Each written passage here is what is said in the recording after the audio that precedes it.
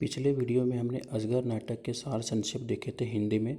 आज के इस वीडियो में हम अजगर नाटक से रिलेटेड एमसीक्यू प्रश्न देखने वाले हैं, जो आपके जेएसएससी सीजीएल झारखंड सचिवालय के एग्ज़ाम में जो अजगर नाटक पढ़ना है उस एग्ज़ाम में आपको काफ़ी मदद मिलेगा इस वीडियो से। तो हमारा आज का पहला प्रश्न है अजगर नाटक का लेखक आपको बताना है कि अजगर नाटक को किसके द्वारा लिखा गया है। तो ये विश्वनाथ दासुंदी राज के द्वारा लिखा गया है। दूसरा प्रश्न है अगनू लाला किसका ज़मीन जगह फर्जी कागजे में लिखवा लेता है। यानी ये जो अगनू लाला रहता है तो किसकी ज़मीन जायदाद को फर्जी रूप में अपने कागज़ में लिखवा लेता है, तो गोबरा का ज़मीन जो है अपने नाम करवा लेता है। अगला प्रश्न है कि अजगर नाटक का जो प्रकाशक कौन है। तो ये आपका बालीडी खोरठा कमेटी के द्वारा इस नाटक को प्रकाशन किया गया है। अजगर किसका प्रतीक है। तो ये अजगर जो है सो भ्रष्टाचारी का प्रतीक है। अजगर नाटक में अजगर किसको कहा गया है। तो अजगर नाटक में जो अजगर किसको कहा गया, तो शोषक और अत्याचारी समाज को कहा गया है।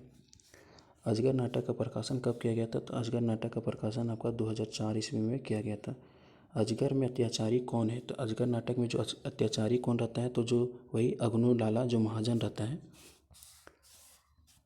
अगला प्रश्न बन सकता है कि मंगरा केकर से मनसौदा यानी कि विवाह किया रहता है, यानी कि मंगरा की पत्नी का नाम आपको पूछा किया जा सकता है। तो मंगरा का पत्नी का नाम क्या रहता है, फुलवा रहती है, जो एक हरिजन लड़की रहती है।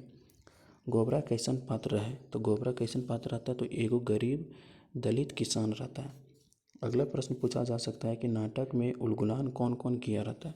तो नाटक में विद्रोह कौन कौन करता है। तो सुगिया करती है, गोबरा मंगरा ये सारे लोग आपका उलगुलान किए रहते हैं। मंगरा का पिता का नाम क्या है। तो मंगरा के पिता का नाम पूछा जा सकता है, तो जो कि अगनू लाला है। अगला प्रश्न पूछा जा सकता है कि अजगर का पर्यायवाची क्या क्या है। अजगर का पर्यायवाची पूछा जा सकता है, तो ढेकी सांप, चित्ती, अपहर चित्ती, ये आपका अजगर का पर्यायवाची पूछा जा सकता है। मंगरा को घर से बाहर क्यों किया गया है।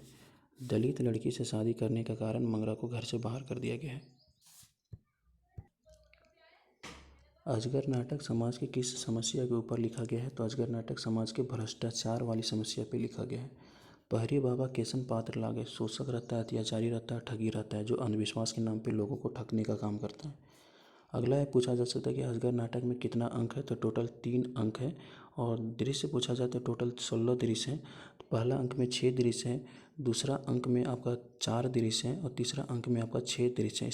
इस मिला के कुल 3 अंकों में 16 दृश्य इस नाटक में दिए गए हैं। अगला पूछा जा सकता है कि अजगर नाटक का मुख्य पात्र कौन रहता है। तो अगनू मुख्य पात्र रहता है।